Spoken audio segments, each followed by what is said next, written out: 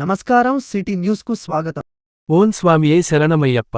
తేదీ నవంబర్ 21, 2025 శుక్రవారం రోజు నుండి తేదీ జనవరి 14, 2026 వరకు అయ్యప్ప స్వామి దేవాలయంలో ఈరోజు అయ్యప్ప స్వామి వారి మండల పూజా మహోత్సవములు మొదటి రోజు స్వామివారి కార్యక్రమం మరియు 36 మండల పూజ మహోత్సవం మహాచండీయాగం నిత్య అన్నదానం కార్యక్రమం అయ్యప్ప స్వాములకు జరుపబడును. ఇట్టి కార్యక్రమము స్వామి అయ్యప్ప సేవా సంఘం మరియు అయ్యప్ప సేవా సమితి వారు నిర్వహిస్తున్నారు. ఈ కార్యక్రమంలో కైలా శ్రీనివాసరావు ఆలయ కమిటీ అధ్యక్షులు నస్కంటి శ్రీనివాస్, కార్యదర్శి గోనే శ్రీనివాస్, వర్కింగ్ ప్రెసిడెంట్ పట్నం రమేష్ అన్న ప్రసాద్, సేవా సమితి అధ్యక్షులు విశ్వనాథుల రాజేందర్, కూర శ్రీనివాస్, పబ్బవేణు, పంపరు లక్ష్మణ్, మోటూరు శ్రీనివాస్, మొగిలిపల్లి భూమేష్, నీలరాజు యాద, అంజయ్య, నర్సింలు, నక్క శ్రీనివాస్, వెంకటేష్ శ్రీనివాస్ అయ్యప్ప భక్తులు పాల్గొన్నారు.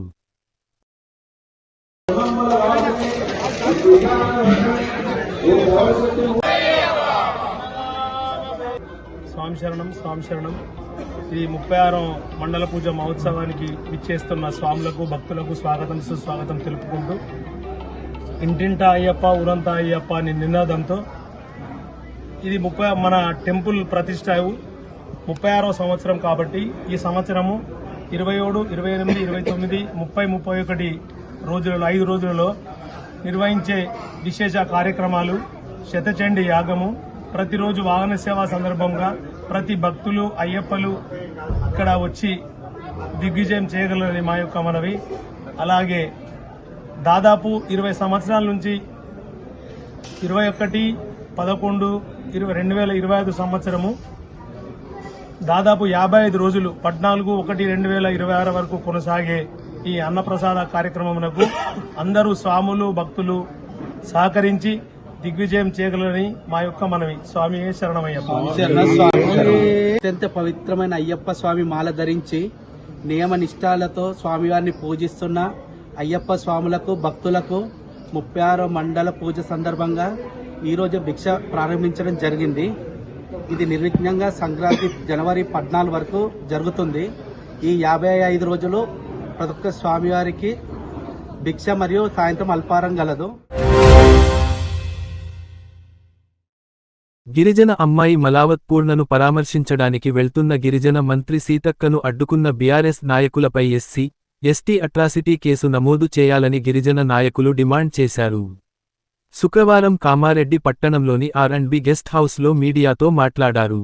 గురువారం జిల్లా పర్యటనకు వచ్చిన గిరిజన మంత్రి ఎవరెస్టు శిఖరం అధిరోహించిన మలావత్ పూర్ణను పరామర్శించడానికి వెళ్తున్న మంత్రి సీతక్క కాన్వాయిని బీఆర్ఎస్ మాజీ ఎంపీపీ దశరథ్ రెడ్డి, మరో 2 బీఆర్ఎస్ నాయకులు అడ్డుకోవడం సరికాదన్నారు. పక్కనే ఉన్న దుర్గ వైన్స్లో మద్యం సేవించి అక్కడున్న వారిని ఉసిగొల్పి కాన్వాయికి అడ్డుగా వచ్చారని ఆరోపించారు. కారు డ్రైవర్ అప్రమత్తతతో మంత్రికి ప్రమాదం తప్పిందన్నారు.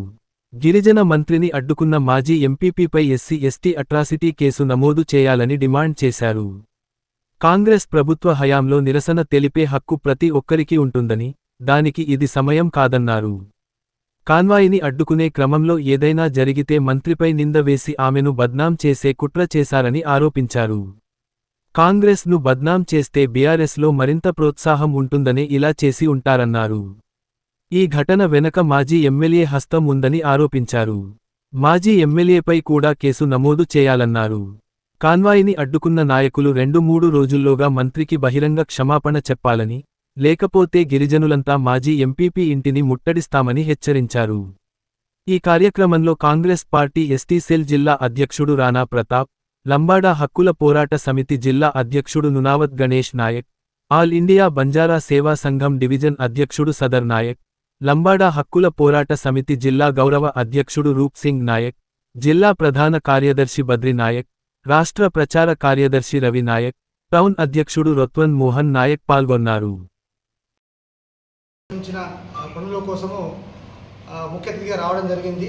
అదే సందర్భంగా నిన్న సిరికొండ మండల్ పాకాలలో మాలవ్ పూర్ణ గారి సంబంధించిన వాళ్ళ తండ్రి గారు స్వర్గస్థులైనారు.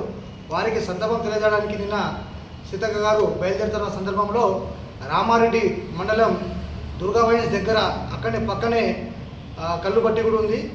అయితే దాంట్లో నుంచి కొందరు బీఆర్ఎస్ నాయకులు ఒక 4 తాగేసి అక్కడ స్థానికంగా ఉన్న వైన్ షాపులో కూడా కొంతమంది తాగుతూ ఉన్నారు. వాళ్ళని కూడా ఉసుగొల్పి తీసుకొచ్చి సీతక్క కాన్వాయ్ని అడ్డుకున్నారు.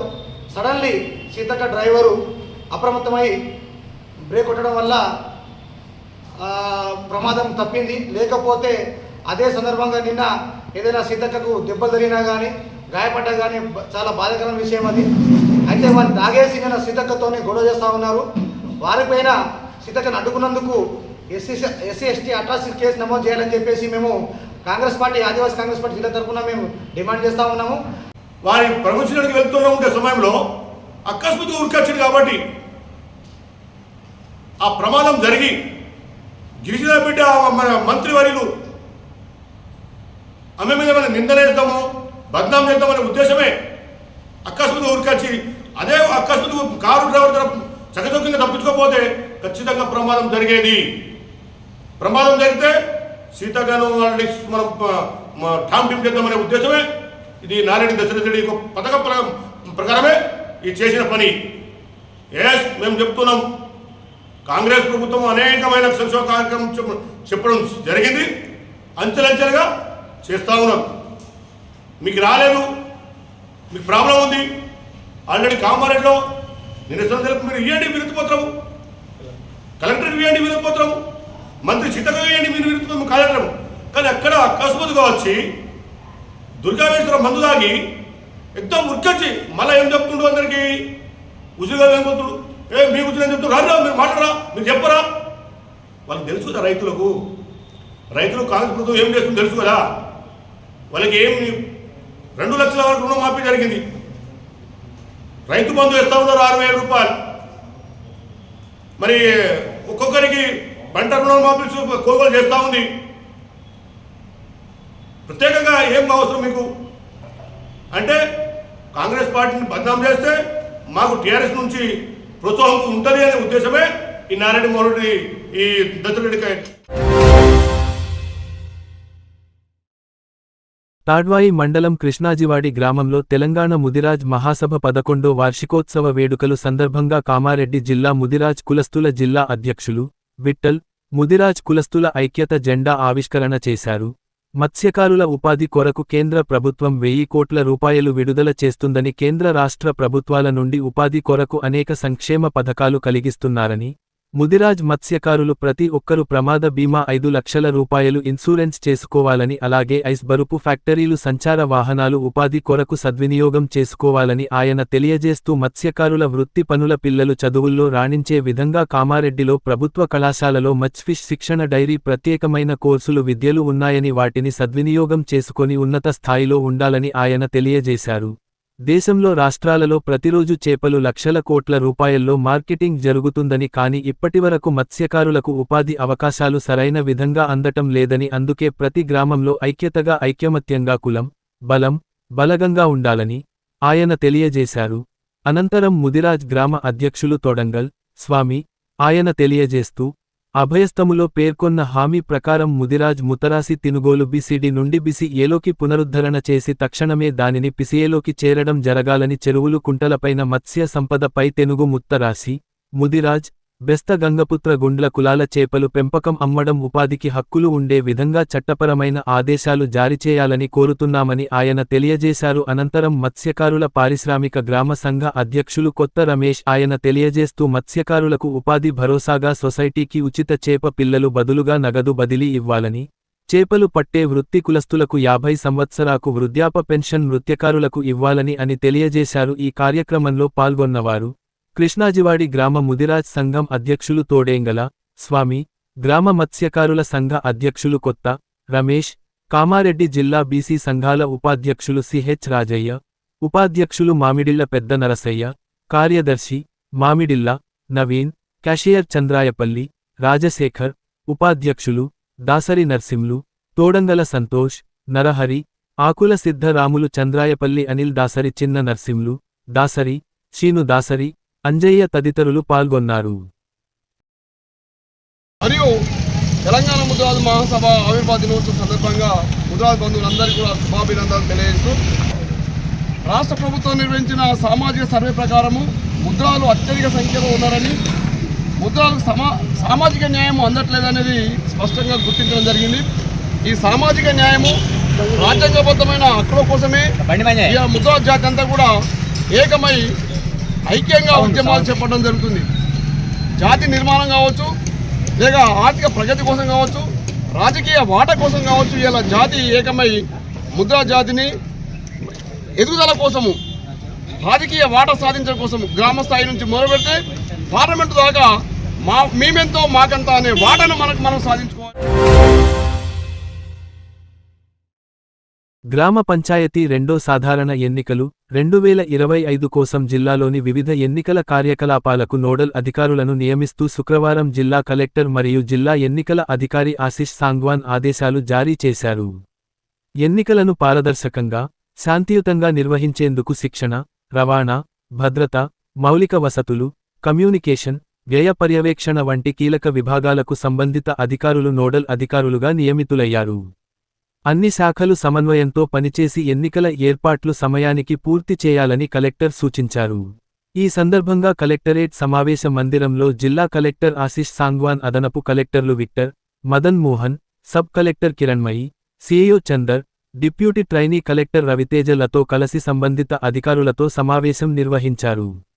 ఈ సందర్భంగా కలెక్టర్ మాట్లాడుతూ ఓటర్ల జాబితాల పరిశీలన, పోలింగ్ స్టేషన్ల ఏర్పాట్లు, మౌలిక సదుపాయాలు, తాగునీరు, విద్యుత్, ర్యాంపులు ఇతర సౌకర్యాలను సమయానికి సిద్ధం చేయాలని సంబంధిత అధికారులకు ఆదేశాలు జారీ చేశారు.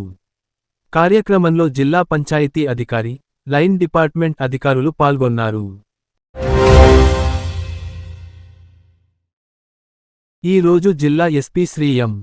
రాజేష్ చంద్ర, ఐపీఎస్ గారు జిల్లా పోలీస్ కార్యాలయంలో పోలీస్ అధికారులతో నెలవారీ నేర సమీక్షా సమావేశం నిర్వహించారు.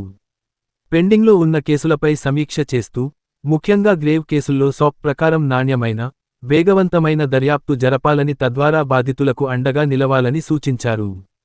అదేవిధంగా ప్రతి కేసులో నాణ్యమైన దర్యాప్తుతో పాటు విచారణ త్వరితగతిన పూర్తి చేయాలని, లాంగ్ పెండింగ్ కేసుల ఛేదనకు ప్రత్యేక ప్లాన్ ఆఫ్ యాక్షన్ రూపొందించాలని ఎస్పీ గారు అధికారులకు సూచించారు.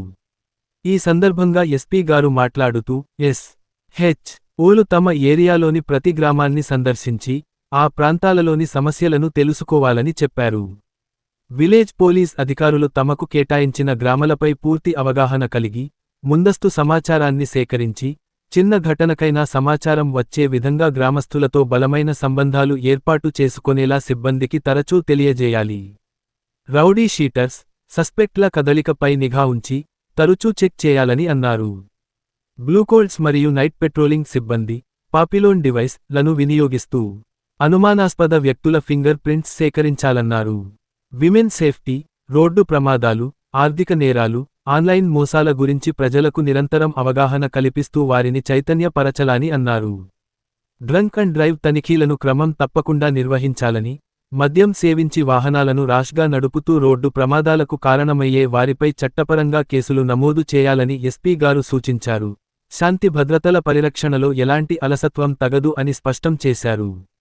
డయల్ 100 ద్వారా కాల్ వచ్చిన వెంటనే సంఘటనా స్థలానికి చేరుకుని బాధితులకు అండగా నిలవాలని ఎస్పీ గారు సూచించారు. గౌరవ డీజీపీ గారు నిన్న జరిగిన వీడియో కాన్ఫరెన్స్లో జిల్లా పోలీసులు పార్టీ గ్యాంగులను పట్టుకోవడంలో చూపిన చురుకుదనాన్ని ప్రత్యేకంగా అభినందించారు అని ఎస్పీ గారు తెలిపారు.